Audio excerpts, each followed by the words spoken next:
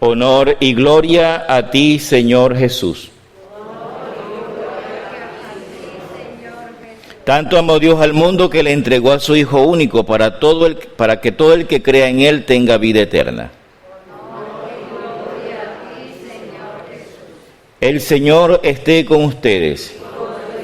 Proclamación del Santo Evangelio según San Juan. Cuando se acercaba la Pascua de los judíos, Jesús llegó a Jerusalén y encontró en el templo a los vendedores de bueyes, ovejas y palomas, y a los cambistas con sus mesas. Entonces hizo un látigo de cordeles y los echó del templo, con todo y sus ovejas y bueyes.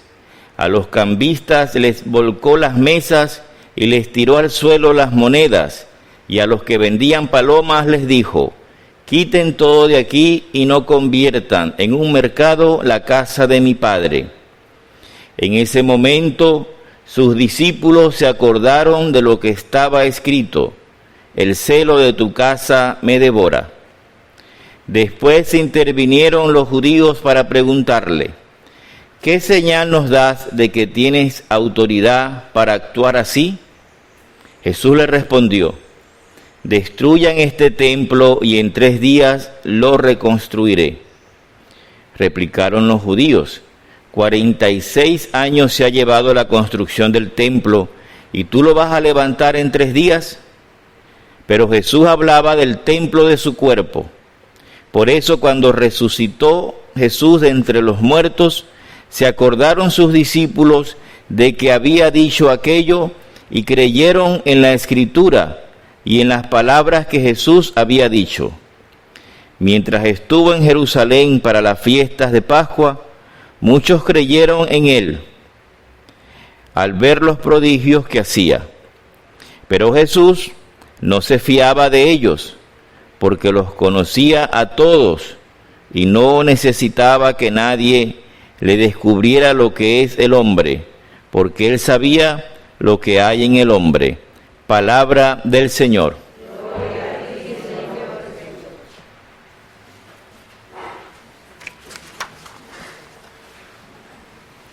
Hermanos, en Cristo hemos llegado al tercer domingo de la Cuaresma, con la mirada puesta en la Jerusalén a la que Jesús nos invita a subir con Él.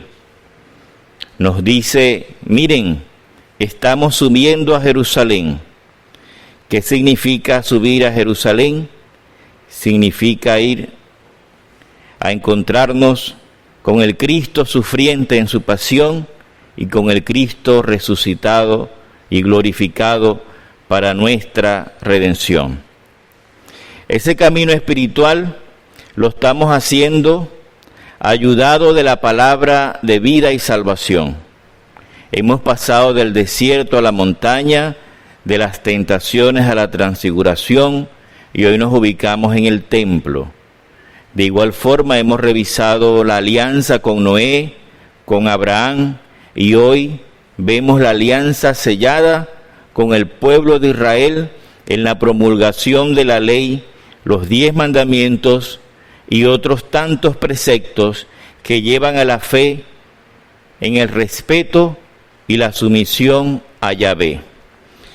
Nos narra hoy la primera lectura todos esos requerimientos que hace Yahvé a su pueblo y le dice: no te hagas imágenes que puedas creer tú que me están representando, imágenes de mí, nada de eso te está permitido. ¿Por qué? Porque yo, Yahvé, soy un Dios celoso.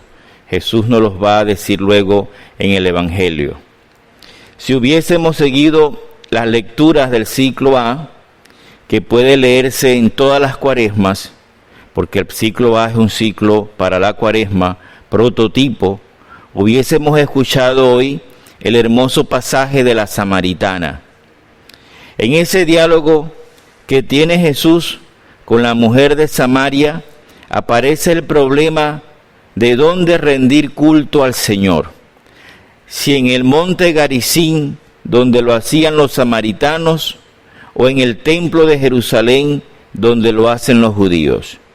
Jesús le dice a esta mujer: llegará la hora que ni en el monte Garizim ni en Jerusalén adorarán al Señor, porque llegará un tiempo en el que adoraremos al Señor en espíritu y en verdad.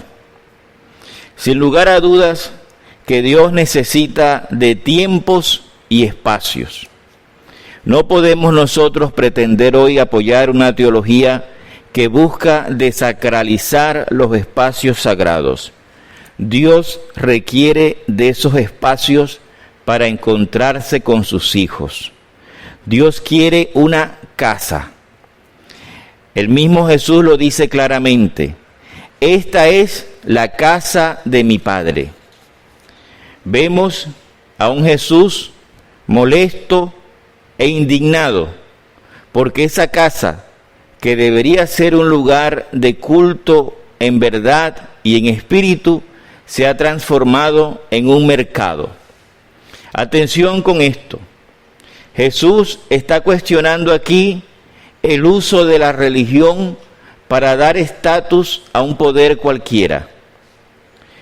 No ha sido bueno para la Iglesia Católica lo que hizo en los siglos pasados de convertirse en religión oficial de los estados. Tampoco es bueno lo que los pastores evangélicos protestantes hacen hoy, inmiscuyéndose en la política y ostentando cargos públicos. La religión no es para eso. Nuestra tarea como pastores del pueblo de Dios es la salvación integral.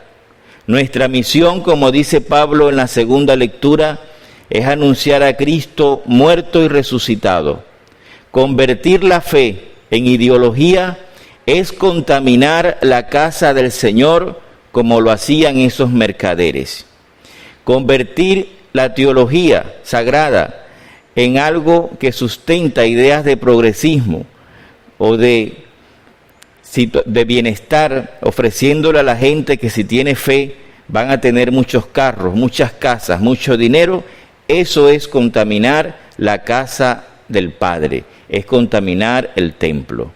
Se trata, hermanos, de hacer y de vivir en la casa del Padre, una casa en la que todos cabemos, el hijo pródigo y el hijo mayor, sin distinción, ni anteponiendo títulos, sino los de hijos de Dios y hermanos en Cristo. Una casa en la que estamos invitados a entablar nuevos tipos de relaciones, en lo que lo mercantil no sea un obstáculo, en el que la ofrenda no sea obligada, en la que el diezmo sea para los pobres. Si respetamos de este modo la casa de Dios, también estaremos respetándonos nosotros mismos. Esos mercaderes del templo de Jerusalén también están en nuestros corazones. No tenemos el coraje de expulsarlos, pero Jesús sí. Hoy te invito a que veas al resucitado que viene resuelto a limpiar tu casa. Dile que entre, dile que se posesione de tu vida y la sacralice de nuevo, que sacralice tu corazón, que por culpa del dinero y la avaricia lo has desacralizado. Que Santa María y San José recen por nosotros ante su Hijo Jesús. Amén, que así sea.